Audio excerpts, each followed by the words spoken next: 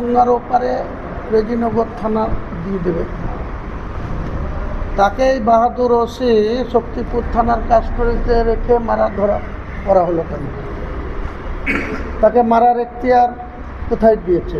সে কি ক্রিমিনাল, না সে চোর, না সে ডাকাত, না সে খুনি? তাকে বিকেলবেলায় 5টার সময়, পরের দিন সকাল 6টায় ভোট হবে, আর বিকেল 5টার সময় মানিকগর মোড় থেকে তাকে ডেকে তুলে নিয়ে আসা হলো। তাকে রাত্রিবেলায় মারধর করা হলো। কোন যুক্তিতে? পুলিশের কোন ডিকশনারিতে আছে? পুলিশ মানেই সে যা খুশি তাই করবে। এই যে গুন্ডা দমন আইন হয়েছে বিধানসভায়, তো যে গুন্ডাগিরি করবে তার বিরুদ্ধে পুলিশ গুন্ডাগিরি প্রয়োগ করে ব্যবস্থা নেবে। তাকে বিনা বিচারে 1 বছর রেখে দেওয়ার অপশান রেখেছে। যে প্রকৃত গুন্ডা, যে গুন্ডাগিরি করবে, যে খুন করবে বা যে মস্তানি করবে তার বিরুদ্ধে করবে। পুলিশ যেখানে গুন্ডাগিরি করছে তার বিরুদ্ধে কে ব্যবস্থা নেবে?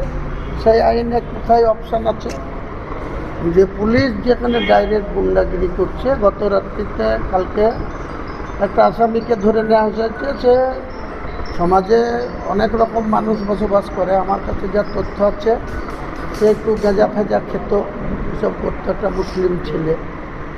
তাকে তুলে নিয়ে আসলো কাঁদির টাউন বাবু। উত্তম মাধ্যম তাকে লকআপে পিটিয়ে শেষ করে দিল। তারপরে তার গার্জেনদেরকে সেই ওখানকার এসডিপিও, প্রশাসনের নেতৃবর্গরা যাদের বাড়ির লোককে পিটিয়ে মারা হলো তাদেরকে দিয়ে পুলিশ যে গুন্ডার মতো আচরণ করছে তাদের সঙ্গে, তাহলে এর কোথায় এই ভারতবর্ষের সংবিধানে বা বিধানসভায় যে নতুন আইন আনা হয়েছে এই আইনের কোথায় সুরাহা আছে? এটা আমাদের জিজ্ঞাসা। সেই বিধানসভায় সুযোগ পেলেই এসব প্রশ্ন তোলা হবে। তারা যতই মেজরিটি থাক সেখানে বলার বাক স্বাধীনতা আমাদের থাকবে। আমরা হয় ডাইরেক্ট টাইম পেলে স্পিকার যদি অ্যালাউ করে বলবো, নাহলে মেনশন করেও বলতে জানি। এতদিনের বিধায়ক হয়েছি, কোথায় বলতে হয়। আর যে পরিবারের লোককে মেরে দিল পিটিয়ে, সেই পরিবারের পক্ষ থেকে যদি কাউকে পুলিশের বিরুদ্ধে নিয়ে যাওয়া যায় তো যেতে দেবে না। এখানকার ব্রিটিশের পুলিশের শাসন শুরু হয়েছে বহরমপুর তথা মুর্শিদাবাদ জেলায় ব্রিটিশের শাসন হয়েছে। আমরা তখন আন্ডারে যে ছিলাম 74 সালে। সিদ্ধার্থ শঙ্কর রায় মুখ্যমন্ত্রী ছিল, আর ভারতবর্ষের প্রধানমন্ত্রী ছিল শ্রীমতী ইন্দিরা গান্ধী। ইন্দিরা গান্ধী তখন এই পুলিশের হোমগার্ড ছিল। এখন সিভিক ভলেন্টিয়ার হয়েছে, এখনও হোমগার্ড আছে, কিন্তু তখন পুলিশের হোমগার্ড ছিল। 10 কেজি চাল নিয়ে আসতো যে তাকে ধরে জেলে পুড়ত, আর যে 10 কুইন্টাল নিয়ে আসতো তাকে ছেড়ে দিত। এটা ছিল সিদ্ধার্থ শঙ্কর রায়ের পুলিশের টাইমে। এখানে সিদ্ধার্থ শঙ্কর রায়ের পুলিশের সেই 74 সালের যে জরুরি অবস্থা, অধীর চৌধুরী তাতে গ্রেপ্তার হয়েছিল আন্ডার এজ অবস্থায়। ক্লাস 9-এ পড়াশোনা করতে করতে অধীর রঞ্জন চৌধুরীকে ওই জরুরি আইনে গ্রেপ্তার করে দমদম সেন্ট্রাল জেলে আর বহরমপুর সেন্ট্রাল জেলে 5 বছর তাকে থাকতে হয়েছে। এখানে একজন স্বপন রায় বলে এক কমরেড আছে, আগে থেকেই সিপিএম করত। 74 সালের সিদ্ধার্থ শঙ্কর রায়ের সরকার, এখানে আগে বললাম 10 কেজি চালওয়ালাকে ধরে ঢুকিয়ে দেওয়া হতো, আর 10 কুইন্টালওয়ালা যেটা আসতো সেটা পাস হয়ে যেত।